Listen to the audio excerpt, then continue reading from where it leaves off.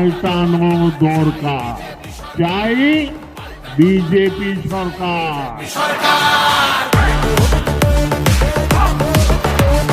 26,000 চাকরি গেল, যোগ্য পায় না বিচার। কয়লা বালি গরু মানুষ সবই হচ্ছে পাচার। খাটের তলায় লুকিয়ে রাখা কালো টাকার পাহাড়।